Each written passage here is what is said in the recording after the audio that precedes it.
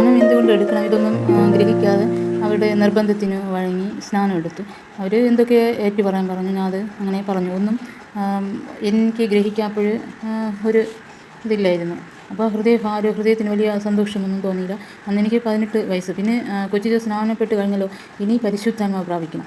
അപ്പം പരിശുദ്ധാത്മാവും എന്താണെന്ന് എനിക്ക് അറിയില്ല. അപ്പം അവർ പറയുന്നത് പരിശുദ്ധാത്മാവ് പ്രാപിക്കണം എന്നൊക്കെ പറയുമ്പോൾ പിന്നെ സ്വപ്നം കാണുമ്പോൾ പറയണം എന്ന് പറഞ്ഞു.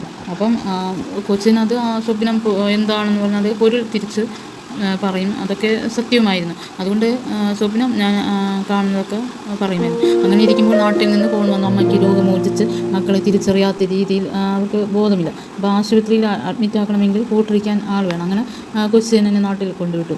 എന്നെ അറിയുന്നവരൊക്കെ നീ എന്തിന് ബന്ധുക്കുസ്തായത് എന്ന് ചോദിച്ച് എന്നെ ഒറ്റപ്പെടുത്താൻ തുടങ്ങി. കുറച്ച് പേര് എന്നോട് നല്ല വാക്ക് പറഞ്ഞു, കുറച്ച് പേര് ഒറ്റപ്പെടുത്താൻ തുടങ്ങി. കുറച്ച് ദിവസമൊക്കെ ഞാൻ പിടിച്ചു നിന്നു, തീർത്ത് ഒറ്റപ്പെടൽ അനുഭവിച്ചു. അപ്പോൾ CSC പള്ളിയിൽ നിന്ന് ആൾക്കാർ വന്ന് നീ ആക്റ്റീവായ എല്ലാ സംഘടനയിലും പ്രവർത്തിച്ചു കൊണ്ടിരുന്നതല്ലേ, സർട്ടിഫിക്കറ്റൊക്കെ വേണമെങ്കിൽ ചർച്ചിൽ വരണം. അപ്പോൾ പള്ളിയിൽ അന്നിരുന്ന അച്ഛനും ഉപദേശിച്ചു. ഇത് തന്നെ അവസരം എന്ന് കരുതി ഞാൻ വീണ്ടും പറഞ്ഞിട്ട് ആ ചർച്ചിൽ തന്നെ പോയി. എങ്കിലും ദൈവത്തോട് പ്രാർത്ഥിക്കുമായിരുന്നു. വചനം മാത്രം ഗ്രഹിക്കാൻ അപ്പോഴെനിക്ക് വലിയ കഴിവൊന്നുമില്ലായിരുന്നു. അപ്പോൾ 19 വയസ്സായ അന്ന് എനിക്ക് 19 വയസ്സായിരുന്നു. അന്ന് എനിക്ക് അറിയില്ല. ബൈബിൾ വായിക്കും, പ്രാർത്ഥിക്കും, എല്ലാം ബുദ്ധി കൊണ്ട് മാത്രം. എല്ലാ പാവപ്രവൃത്തികളും എൻ്റെ പാവപ്രവൃത്തിയൊന്നും നിർത്തിയില്ല. അപ്പോഴും സിനിമ കാണും, എല്ലാം ഒക്കെ ഉണ്ടായിരുന്നു. എനിക്ക് 20 വയസ്സായപ്പോൾ കമ്പ്യൂട്ടർ ടീച്ചറായി 1 വർഷം ജോലി നോക്കി. 21 വയസ്സായപ്പോൾ ഒരു ടെക്സ്റ്റൈൽസ് കമ്പ്യൂട്ടർ ബില്ലിങ്ങിൻ്റെ സ്റ്റാഫായിട്ട് ജോലി നോക്കി. വരുന്ന സമയത്താണ് ഒരു വിവാഹാലോചന വന്നു. സാമ്പത്തികമൊന്നും വേണ്ട, പെണ്ണിന് മാത്രം മതി. എന്നാൽ അയാളുടെ വീട്ടുകാർക്ക് ഞങ്ങൾക്ക് സാമ്പത്തികമായൊന്നും ഇല്ലാത്തതുകൊണ്ട് വലിയ താല്പര്യമൊന്നുമില്ലായിരുന്നു. 1 വർഷം അപ്പോൾ 1 വർഷം കഴിഞ്ഞു. പയ്യൻ്റെ നിർബന്ധത്തോടെ രജിസ്റ്റർ മാരേജ് വഴങ്ങേണ്ട സാഹചര്യം എനിക്കുണ്ടായി.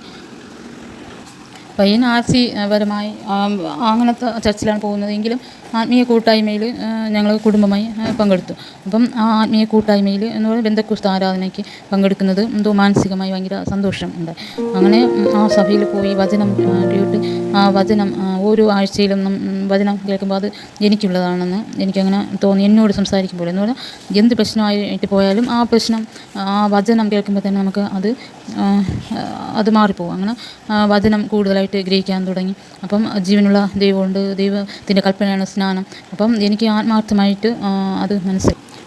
ഒരു ഞായറാഴ്ച ഇങ്ങനെ ആരാധനയ്ക്ക് പോയി പ്രാർത്ഥിക്കുമ്പോൾ ഏകാഗ്രതയോടെ പ്രാർത്ഥിക്കുമ്പോൾ ഒരു പ്രകാശം എൻ്റെ ഇങ്ങനെ തലയിൽ അടിക്കുമ്പോൾ ഇങ്ങനെ തോന്നി. എന്നിട്ട് ഞാൻ അറിയാതെ തന്നെ എന്തൊക്കെയോ ഭാഷകൾ ഇങ്ങനെ എൻ്റെ നാവിൽ ഒരു കൊച്ചുകുട്ടി തുള്ളിച്ചാടുന്നത് പോലത്തെ ഒരു അനുഭവം എനിക്ക് അതുണ്ടായി. ഭയങ്കര ഹൃദയ സന്തോഷം. ഞാൻ അന്നുവരെയും വിചാരിച്ചിരുന്നത് ഹല്ലേലൂയ പറഞ്ഞ് 2 ചാട്ടം ചാടുന്നതാണ് പരിശുദ്ധാത്മാവെന്ന്.